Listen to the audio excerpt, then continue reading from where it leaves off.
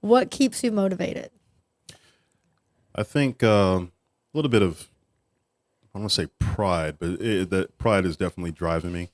I don't, I've gone far enough. I mean, I could turn back, but every year just seems, like I said, the opportunities get bigger. The opportunities are greater, more defined, more present, like more So you there. can see it more, It's that carrot in feel it front of like a me. reality. Yeah, like I gotta keep chasing this carrot. It's right there. Like it's, I want to say it's become a game or a competition, but the pursuing success. I think I've crossed out of that fear realm, and now I'm into that. Now I got to get this. Be successful, and I'm getting close. So You can yeah, smell it. I can smell it.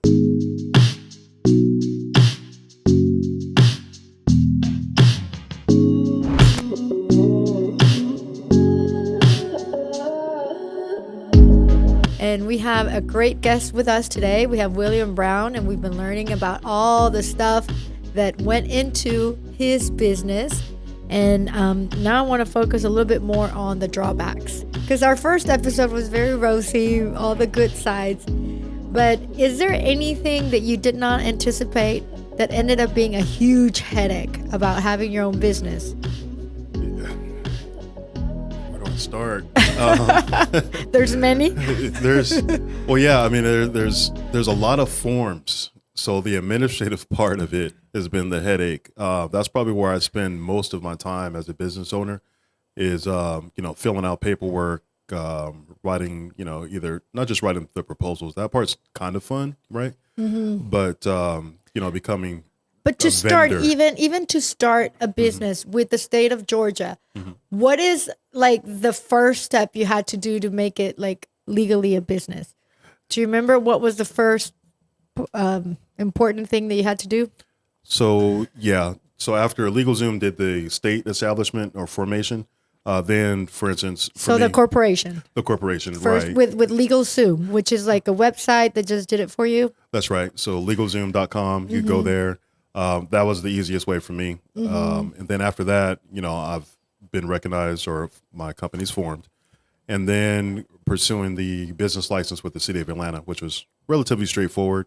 But yeah, that took a little while because there was that next step. It's like, all right, now my company exists on paper. Now, how do I do business? What about going to the bank and creating an account for separate- that? Yeah, did you have to do that? I did, yeah. Yeah. And that's a good point. That's important. So keep your personal finances separate from your corporate or your business finances.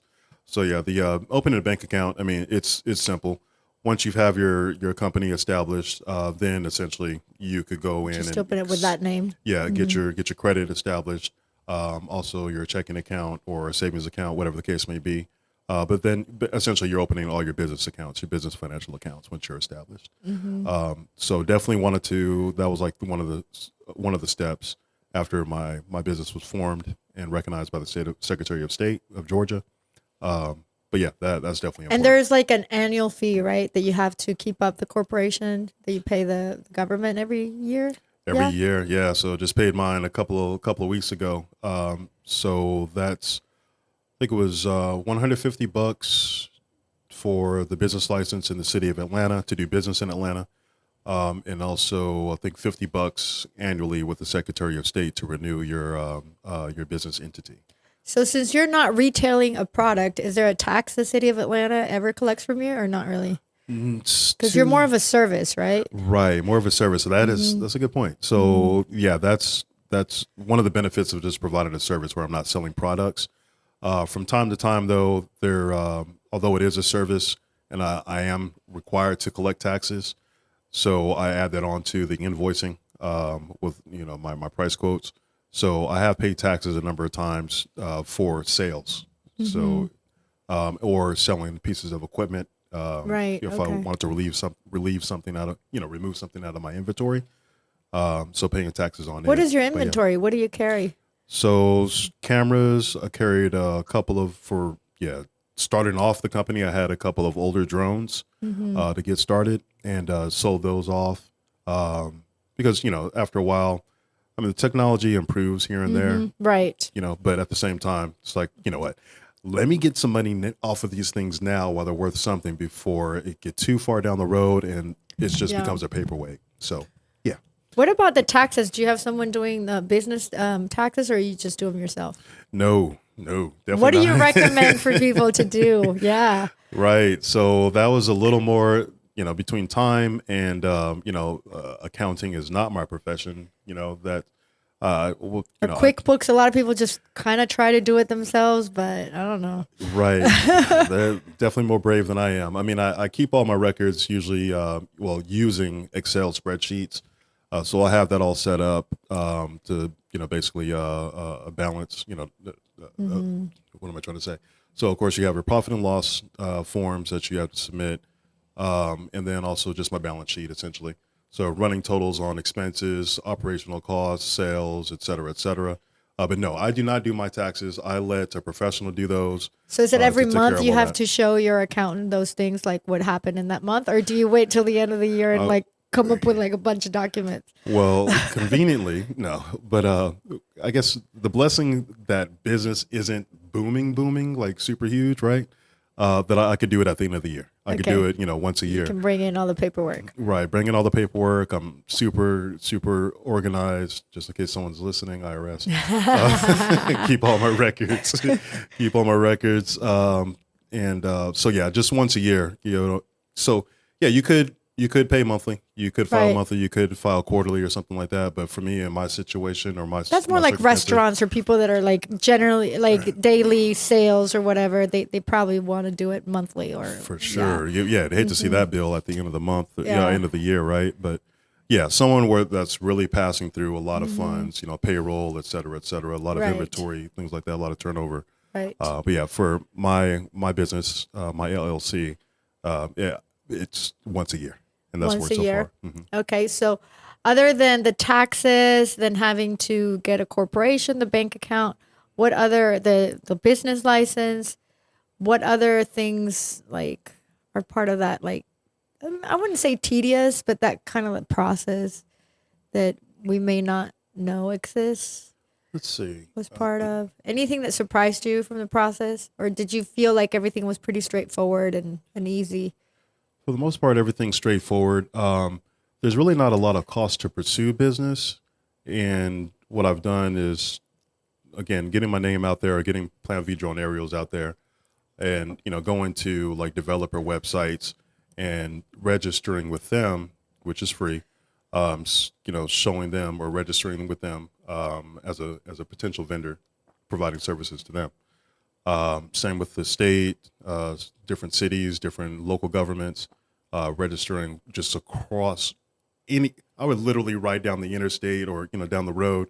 And if I saw a name of a company that looked like a company that would potentially use my business and they had a website on their banner, I would literally go home, run home, check their website, click around and see if I could register as a vendor or send an email directly like, hey, I noticed, your advertisement or your name on this development, and send them kind of a pitch, elevator pitch. But no, it's tedious. You had to create It's really that elevator pitch, right? You have to do the 10-second introduction of who you are, what you'll do for them. I probably need to use AI to rewrite this, but I have typed out those little elevator pitches or email pitches, right? So typed out a script on, how I want to start conversations and things like that. But yeah, those have probably been the tedious things. Everything else is more or less straightforward. There's always going to be a fee. There's always going to be a tax. Really, I think the hardest part is, well, just being proactive and getting out there and getting my name out there. And that just takes time. Because, I still have a day job. So About how many hours a week do you think you dedicate to your side gig? I'd say, so on the weekends, definitely on the weekends, like my business hours are from 9 to 5. So I'm available from 9 to 5 on Saturday and Sunday. Then during the week, my business hours are from 4 to 9. So now, am I working the entire time? No, but I'm available to, field any calls for my company. But real work, since I am the boss, maybe like 20 hours, 20 hours roughly a week. And then that could go up, especially when I'm preparing a proposal. Proposals usually have deadlines right around the holidays of last year. I think between my day job, 40 plus crazy, hours. Huh? Yeah, especially around the holidays. But yeah, it had to be done. It had to get done. I wanted it to get done. I wanted to ask you that. That was going to be a follow-up question. What has that done to your personal life? What personal life? Barely have Valentine's Day. Exactly. Barely have Christmas. Right? Friends are great. But yeah, it's I don't want to say that it's suffered. I won't say that it enhanced my personal life. We're talking a little bit about the drawbacks. So sometimes it's something people need to think about, right? Like that is true. Not everything is glorious about having your own business. Right. It's not always sexy. It's not. So yeah, there are some drawbacks, and that's almost. Thanks for keeping me on topic because I almost forgot. No, that's okay. But yeah, the drawbacks. So my personal life does take a hit. Am I missing anything? Probably not. I do try to make time. Since I am the boss and I control my yeses. Mm-hmm. If I want to give myself the latitude or time to go hang out somewhere. Mm-hmm. Then that's what I'll go do. I'll check in with the boss. Hey, boss, me. Can I go? You'll have to negotiate with yourself. Right. So, I've always been, I don't want to say business first, but no, handle your business first, knock it out, and then you can really go enjoy yourself. Go see a movie or something. Chill. The actual photography is always done on the weekends for you. Like the actual, once your proposal gets accepted, when do you actually go do the job? That's a good question. So it all depends. So the way I looked at it is during the winter time, the sun goes down a little bit earlier. It was like 4:30, 5 o'clock. Right. Yeah. So what I would have to do, or what I have done in the past, is since I can control my yeses and control my schedule, try to make sure that I plan it out. Like, all right, so I got to work on Monday, Tuesday. I line up the photo shoot for that Thursday. I schedule that day off. Or a half a day off or whatever, So that gives. It's organization. You have to be very organized about your days and all that. For sure. So that's the winter months. In the summer months, we got longer days. So easily after work, during that, like that golden hour and that blue hour when the sun is kind of going down, when the light is softer, still have plenty of light to capture photos. It gives me at least 4 hours of, I'll say like 3 or 4 hours of daylight remaining in the day after I get off of work. And then the weekends are ideal because I don't have to compromise or, make any arrangements. But sometimes, a client, literally I had a client say, well, I need it tomorrow. I'm like, oh, like, uh-oh. Do you think your clients know that you have another job? No, they don't know that part of you. I try to keep it separate. A couple of times I kind of revealed it like, hey, I hear you. But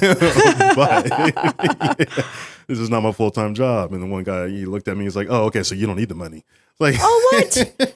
No, that was not where that was going. It was more about time. Right.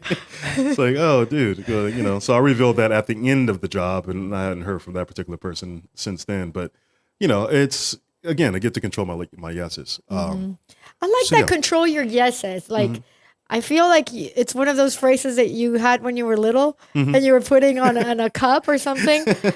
Control your yes would be a motivational phrase that you would, could share with some entrepreneurs. Sure. Have you ever thought about maybe, how the new generation, how old are you? Can I ask you? I'm 44. I'll be 45 in So in are you a millennial or are you Gen? I am Gen X. Gen X. X, yeah. We're Gen X. Luis is a millennial by because he's 42. 42. Want to be like I don't know. I don't know when the cutoff is. It's like, but is 80, it 81? 1980? So you are the first year of millennials. Of millennial. Okay, you're old millennials, what they call it. Yeah. We're young Gen X. Yeah, we're young. Yeah. I'm 77. Oh, for real? Yeah. Oh, wow. You drink a lot of water, huh? No, I'm 1977. Oh, 19. Oh. Because he said 1981. I'm like, I'm 77. I'm a 77 edition. Yeah, okay. What are you, a 78? 79. 79, yeah. He's 79 edition. Right, exactly. Just before 80. No, but all these, not even millennials, all these Gen Cs, when they think about entrepreneurship, it's funny because we are, our generation thinks about what product or what service are we going to sell. And I guess they sell services, but it's mostly what they are thinking about online businesses. And they create like a webinar or a how-to or a booklet or leads, it's more on that. That's their, if we were to create a podcast just for Gen Z on a business, they would all want like that lead generation. You create a pamphlet online and then people, or, a product that you buy in China, kind of like an Amazon resale, something like that. I don't know. I don't know much about it.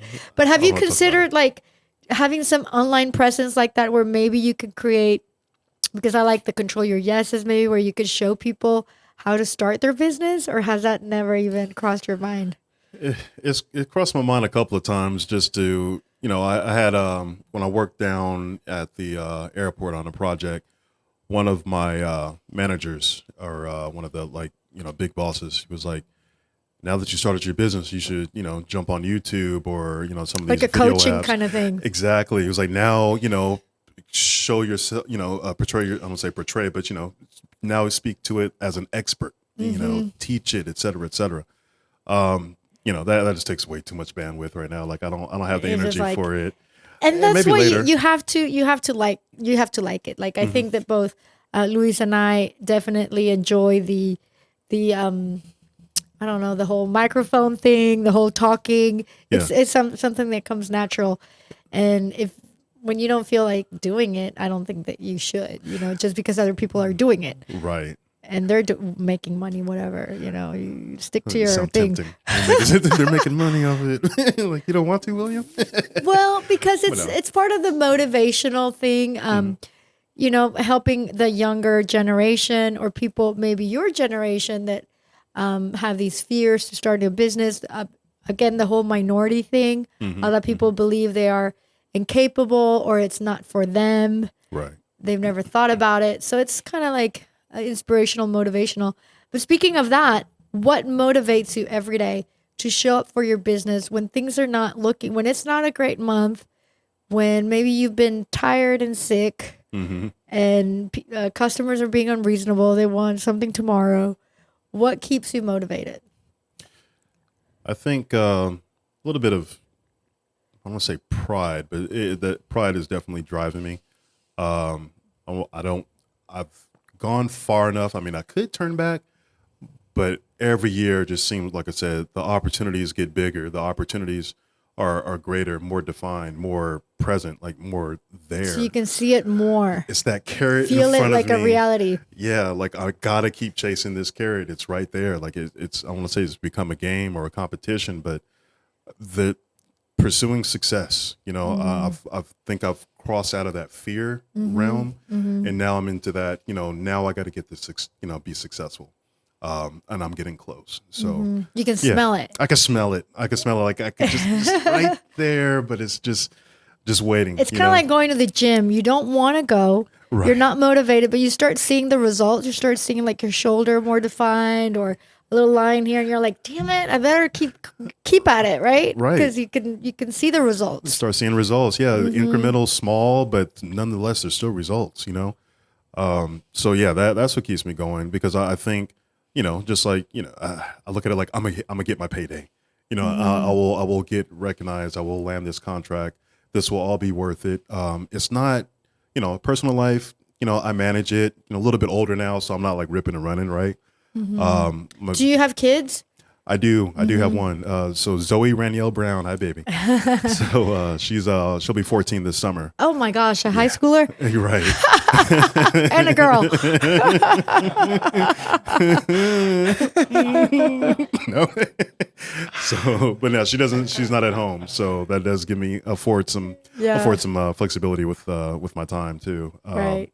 But yeah, so she's seen my website and she looked at it, and now she wants a drone and all that stuff. Oh so wow! I was gonna say, is she part of the business in any way? Soon enough. Yeah. Yeah. All right. She turned 18. Hopefully, I can have something to turn over to her. Where it's a big old contract or something, and she could take that and maybe take it a little bit further than I'll take it. but yeah, that's yeah, it's something else. It's something else. Definitely. So, what has surprised you the most about just this experience? Maybe a story you can tell me that just stands out with either, yourself, something that happened to you, or with a customer, or just something that stands out of these 4 years. Let's see. Anything where you were like, oh, that surprised me. Never thought this would happen, or a lesson learned that you didn't Not 100% anticipate. Sure. That one's there's all these little ones that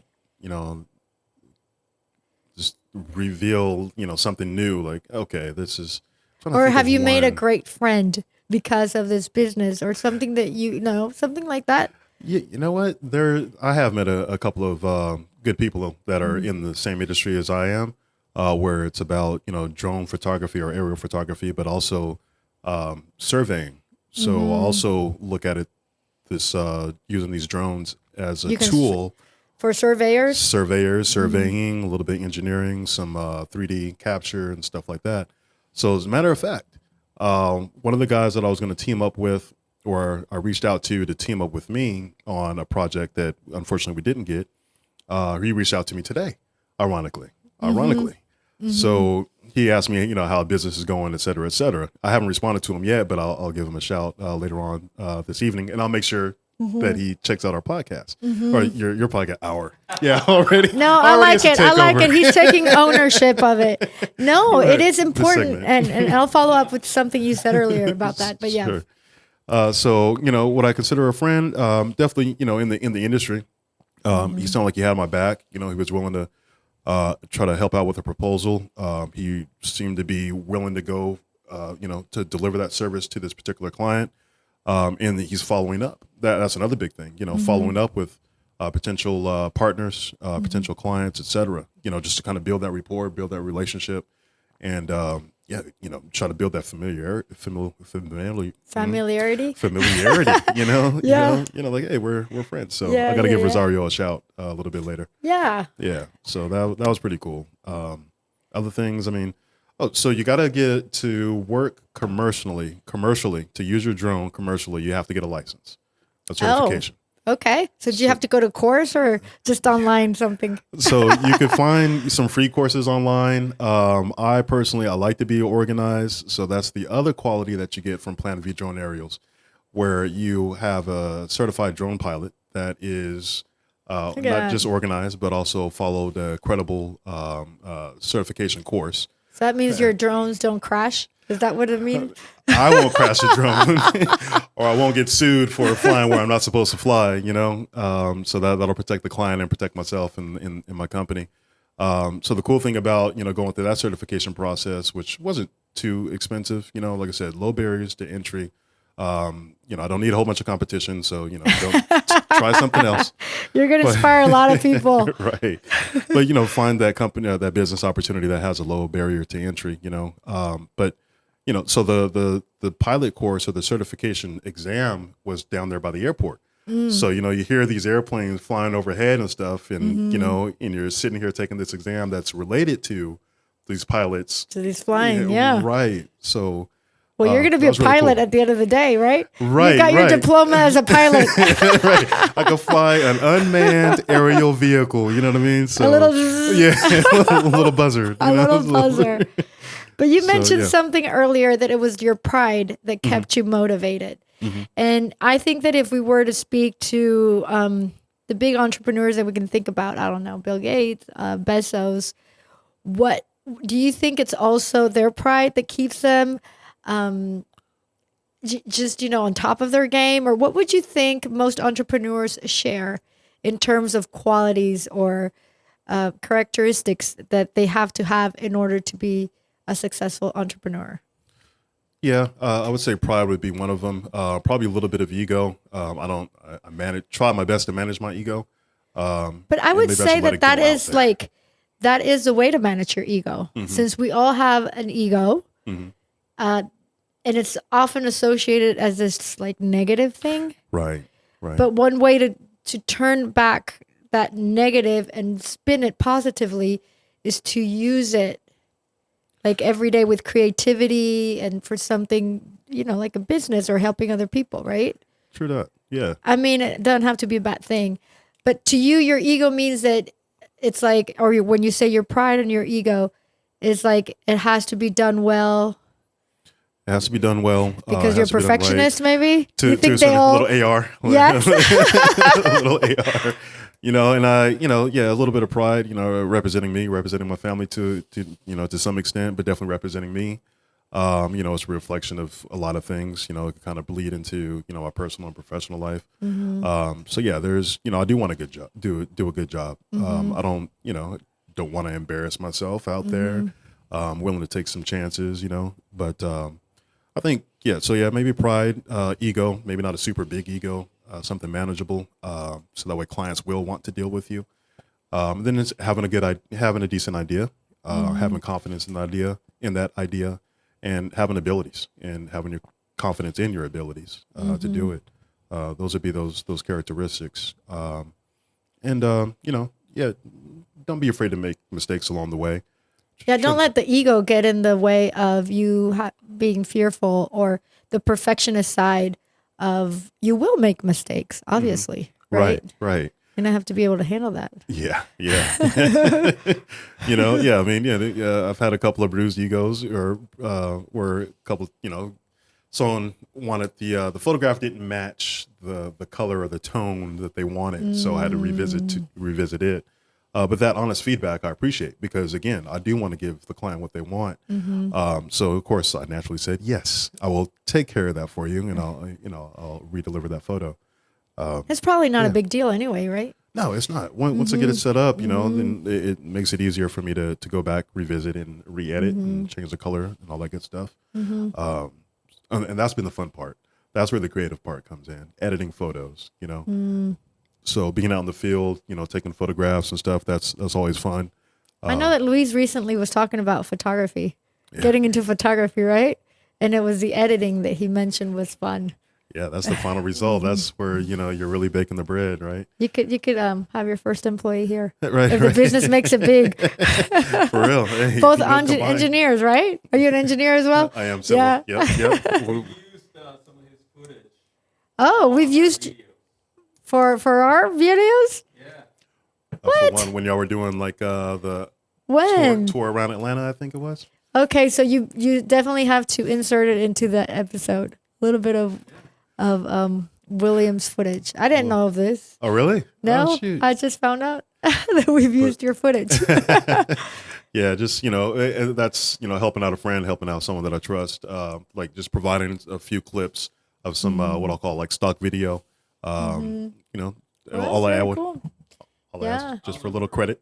Yeah, no, for sure. Yeah. Well, one last thing. Sure. How do you manage the distractions? I think that one of the big keys of being successful is keeping focus, being focused on things. And with our podcast, we found out that when we are focused and we have the monthly meetings and see what videos are working, which ones aren't, and not being distracted by everyday life, we tend to be more successful. How do you manage distractions? Or is that even a worry of, or like that doesn't even worry you? You don't have distractions? No. Yeah, there's always something that comes up. Life happens, I manage, I think, try to go into the week having a plan, but also just being able, just try to be flexible. I would say it's just a matter of I try to tie back to my values, my overall values. And that's, What are the values that you draw upon the most? I think it's, I don't want to say prioritizing myself, but I think getting into my 40s, just making sure that I take care of me and take care of home first. So your health, include my company. You're taking care of your health, mental health, physical health, et cetera, emotional health, all that good stuff. take care of my plants. Plants give me some level of How many solitude at the plants house. do you have again? I have 75 plus plants. See, so next business could be something related to plants. Seriously, You never know. I'm trying to propagate a few of them. Huh? Yeah, those are my 75 babies. plants. Yeah, so that's those are my distractions. There, those are the plants are my distractions. So, but they also give me a little bit of joy too. They balance out my house. They look nice and all that stuff. But just taking care of the house first. That's where the value is, where my values lie, and then everything else will fall into place where I can extend and help and pursue other things outside the house. So yeah. That's how I manage those distractions. Like, is it keeping me from, let me make sure my house is straight first. So when you feel you're organized with yourself and you're taking care of yourself, taking care of what's important, everything else is like you don't get distracted by anything else, I guess. At least I try not to. And it's not always perfect, but at least that's the baseline. That's the goal, is to take care of everything at home first. Yeah, I think taking care of yourself is basic. I feel that when I do not sleep, for example, like there's no way I'm going to have a good day with the podcast or at my work. That's just going to ruin my whole day. And if I have a bunch of days like that, then I cannot even think about being successful. Yeah, it becomes challenging.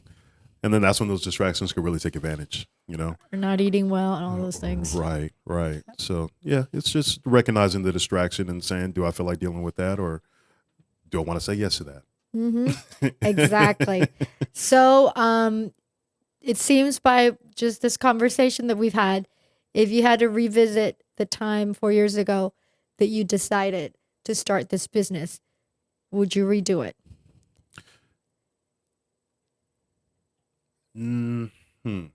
I maybe would have pushed it back maybe 6 months. Really? Yeah. I would have said definitely not sooner in life. This was the right time plus 6 months. Right, or the right time plus 6 months. I probably I won't say I jumped the gun, but it was right around tax time too. So okay. Yeah. So I probably would have pushed it back maybe 6 months. So like just push it in, like, financially to have October. more of a cushion, financial, or what were you thinking with the 6 So months? I wasn't combining everything all at once. My registration, annual registration, taxes, and then everything just, it was all, right now it's a busy time for me administratively, to keep the doors open. But otherwise, no, the time that I opened it was the best time to open, for me to open. Life was kind of quiet. I had the opportunities available, the time available. It was the right time. So anytime sooner, I don't think I would have made it this far had I started, this business in my 20s or my 30s or 40s. But that's just me. Not trying to discourage anyone that's younger than me from starting a business, but that was just more of a personal thing. I had a lot going on. There was a lot of distractions, good distractions, family, et cetera, et cetera. Quiet time for me was, hitting my late 30s, early 40s. And that's when it was like, you know what? Now I have the time where I could dedicate and love, and love on my company. So that's what I'm doing now. So the time is right. Yeah, you definitely have to wait for things to align. Well, this has been our episode. Thank you so much, William, for being with us. Absolutely. And this has been our episode. I feel really happy that, there's a Latina and William here representing also the minority, talking about things that maybe our parents or grandparents weren't really thinking about, especially for me, in a different country. But thank you for tuning in, and we'll see you next time.